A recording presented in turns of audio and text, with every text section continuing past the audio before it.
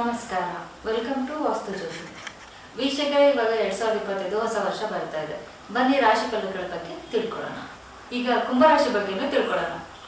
ಈಗ ಕುಂಭರಾಶಿಯವರು ಸಾಲಗಾತಿ ರನ್ನಿಂಗ್ ಅಲ್ಲಿದ್ದಾರೆ.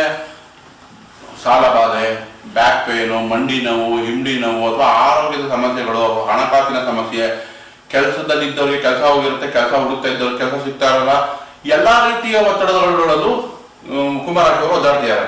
ಈಗ ಕುಂಭರಾಶಿಯವ್ರಿಗೆ ಏನಾಗುತ್ತೆ, ಶನಿಯಿಂದ ತಕ್ಕ ಮಟ್ಟಿಗೆ ಜನ್ಮದಿಂದ ಶನಿ ಹೋದ್ರೆ ಅವ್ರಿಗೆ ಆರೋಗ್ಯದಲ್ಲಿ ತಕ್ಕ ಮಟ್ಟಿಗೆ ವೃದ್ಧಿ ಬರುತ್ತೆ.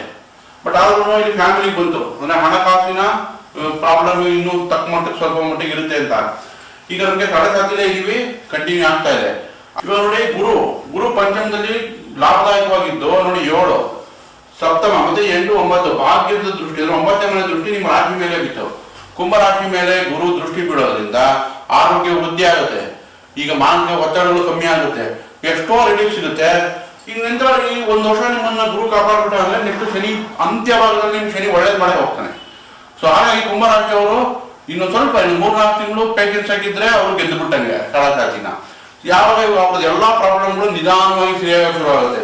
ಇಲ್ಲಿ 2ನೇ ಮನೆ ರಾಹು ಇದೆ. ಈಗ 2ನೇ ಮನೆ ರಾಹುಲಿ ಬೇಡದ ಮಾತಾಡಿ ಬಯಸ್ಕೊಂಡಿದ್ದಾರೆ, ಅಥವಾ ಹಣಕಾಸನ್ನ ಅನ್ನೆಸೆಸರಿ ಖರ್ಚು ಮಾಡಿ ಅಥವಾ ಲಾಸ್ ಮಾಡ್ಕೊಂಡಿದ್ದಾರೆ. ಕುಟುಂಬಕ್ಕೋಸ್ಕರ ಎಕ್ಸ್ಟ್ರಾ ಬೇಡದ ಖರ್ಚು ಮಾಡಾಯಿತು. ಬಟ್ ಈಗ ರಾಹು ಜನ್ಮಕ್ಕೆ ಬರ್ತಾ ಇದೆ. ಸೊ ರಾಹು ಜನ್ಮಕ್ಕೆ ಬಂದ್ರೆ ಕುಟುಂಬದಲ್ಲಿ ಏನೋ ಏಳಿಗೆ ಬರುತ್ತೆ, ಅಂದ್ರೆ ಕುಟುಂಬದಿಂದ ಆಚೆ ಬಂದ್ರೆ. ಆದ್ರೆ ರಾಶಿಲೇ ಬಂದ್ರೆ ಸ್ವಲ್ಪ ಅಲರ್ಜಿಗಳಾಗ ಚಾನ್ಸಸ್ ಇರುತ್ತೆ, ಫಿಗರ್ಮೆಂಟ್ ಜಾಸ್ತಿ ಆಗುತ್ತೆ, ಕಾನ್ಫಿಡೆನ್ಸ್ ಸ್ವಲ್ಪ ಕಮ್ಮಿ ಆಗುತ್ತೆ. ಇಲ್ಲ ಅಂದ್ರೆ ಬಂಡದಿರೇ ಕೊಟ್ಬಿಡುತ್ತೆ ರಾಹು. ಸೊ ಇದಕ್ಕೆ ಬ್ಯಾಲೆನ್ಸ್ ಮಾಡೋದು, ನೀವು ಬ್ಯಾಲೆನ್ಸ್ ಆಗಿರ್ಬೇಕು. ಬಟ್ ಗುರು ನೀವು ನೋಡಿ, ಗುರು ಯಾವಾಗ ರಾಹು ನೋಡ್ತಾನೋ ನಿಮ್ಮನ್ನ ಗುರುನೇ ಬ್ಯಾಲೆನ್ಸ್ ಮಾಡ್ಬಿಡ್ತಾನೆ. ಬೆಸ್ಟ್ ರಾಯರ ಮೊರೆ ಹೋಗಿ ಒಳ್ಳೆ ರಿಸಲ್ಟ್ ಕೊಡುತ್ತೆ ನಿಮ್ಗೆ. ಈಗ ಶನಿಯಿಂದನೂ ನಿಮ್ಗೆ ಜನ್ಮ ಶನಿಯಿಂದ ಬಿಡುಗಡೆ, ಅದು ಮೆಜಾರಿಟಿ. ಜನ್ಮ ಶನಿಯಿಂದ ಬಿಡುಗಡೆ ಆದ್ರೆ ಮುಕ್ಕಾಲ್ ಭಾಗ ಗೆದ್ದಂಗೆ ನೀವು. ಗುರು ಬಲನೂ ಬಂತು. ಹಾಗಾಗಿ ನಾನು ನಿಮ್ಗೆ ಧೈರ್ಯವಾಗಿ ಹೇಳ್ತೀನಿ, 75% ಪ್ರಾಬ್ಲಮ್ ನಿಮ್ಗೆಲ್ಲ ಸಾಲ್ವ್ ಆಗುತ್ತೆ. ಕೆಲಸ ಕಾರ್ಯಗಳಲ್ಲೂ ಅಭಿವೃದ್ಧಿ ಆಗುತ್ತೆ. ನೆಕ್ಸ್ಟ್ ಈಗ ಶನಿ ನಿಮ್ಮ ನೋಡಿ ದೃಷ್ಟಿ 3ನೇ ಮನೆ ದೃಷ್ಟಿ ಹೇಳ್ಬಿಟ್ಟಿದೆ 4ನೇ ಮನೆ ಮೇಲೆ.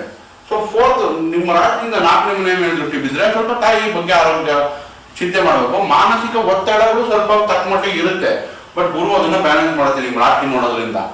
ನೆಕ್ಸ್ಟ್ ಇವಾಗ ಗುರು ಶನಿ ದೃಷ್ಟಿ ನೋಡಿ 7ನೇ ದೃಷ್ಟಿ ಹೇಳ್ಬಿಟ್ಟಿದೆ ನಿಮ್ದು 8ನೇ ಮೇಲೆ. ಸೊ ವಾಹನ ಚಲಾಯಿಸುವಾಗ ಎಚ್ಚರಿಕೆ ಇರಬೇಕು, ಕಾಲಿಗೆ ಪೆಟ್ಟಾಗೋ ಚಾನ್ಸಸ್ ಇರುತ್ತೆ.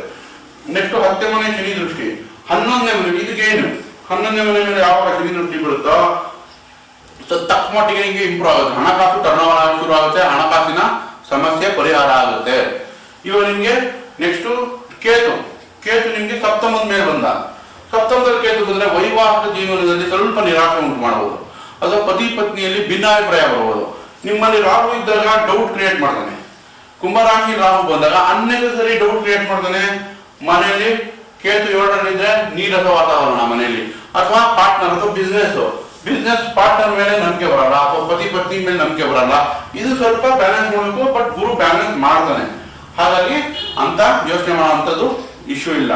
ಈಗ ಇವ್ರಿಗೆ ನೋಡಿ ಏಪ್ರಿಲ್ ಜುಲೈ ಡಿಸೆಂಬರ್ ಅಲ್ಲಿ ಇವ್ರು ಕೆಲಸ ಕಾರ್ಯಗಳು ಇಷ್ಟು ದಿವಸದಿಂದ ಆಗುತ್ತೆ. ಕೆಲಸ ಕಾರ್ಯಗಳು ಹುಡುಕ್ತಾ ಇದ್ದವ್ರು ಸಿಗುತ್ತೆ, ಪ್ರಮೋಷನ್ಗೆ ತುಂಬಾ ದಿವಸದಿಂದ ಕಾಯ್ತಾ ಇರೋರಿಗೆ ಪ್ರಮೋಷನ್ ಸಿಗುತ್ತೆ. ಸೊ ಇನ್ ಮುಂದೆ ಇವ್ರಿಗೆ ಮುಂದಿನ ವರ್ಷದಿಂದ ತಕ್ಕ ಮಟ್ಟಿಗೆ ಚೇತರಿಕೆನೂ ಆಗುತ್ತೆ. ಕುಂಭರಾಶಿಯವ್ರಿಗೆ ಚೆನ್ನಾಗೂ ಇದೆ. ಈಗ ರೆಮಿಡಿ ಏನು ಕುಂಭರಾಶಿಯವರಿಗೆ ಅಂದ್ರೆ, ಈಗ ಶನಿ ಶಾಂತಿ ಮಾಡಿಸ್ಬೇಕು, ಹನುಮಾನ್ ಚಾಲಿಸ ಹೇಳೋದು, ರಾಮರಕ್ಷ ಸ್ತೋತ್ರಗಳನ್ನ ಹೇಳೋದು, ಕಬ್ಬಣ ಹಾರ್ಡ್ ವರ್ಕರ್ಗೆ ದಾನ ಮಾಡೋದು. ನೆಕ್ಸ್ಟ್ ಕೇತುಗೆ ಬೀದಿ ನಾಯಿ ಊಟ ಕೊಡೋದು, ಗಣೇಶನ ಆರಾಧನೆ ಮಾಡೋದು. ರಾಹುಗೆ ಏನ್ ಪರಿಹಾರ, ದುರ್ಗಾದೇವಿ ಆರಾಧನೆ ಮಾಡೋದು, ತಾತಾಜಿ ಇದ್ರೆ ಅವ್ರನ್ನ ಚೆನ್ನಾಗಿ ನೋಡೋದು, ಚೆನ್ನಾಗಿ ಮಾತಾಡ್ಸೋದು. ಅದರಿಂದ ರಾಹು ಶಾಂತಿನೂ ಆಗುತ್ತೆ. ಸೊ ಓವರ್ ಆಗಿ ಕುಂಭರಾಶಿಗೆ ಮುಂದಿನ ವರ್ಷ ಚೆನ್ನಾಗಿದೆ. ಧೈರ್ಯವಾಗಿರಿ, ಸಂಯಮ ಧೈರ್ಯ ಕಾಪಾಡ್ಕೊಳ್ಳಿ.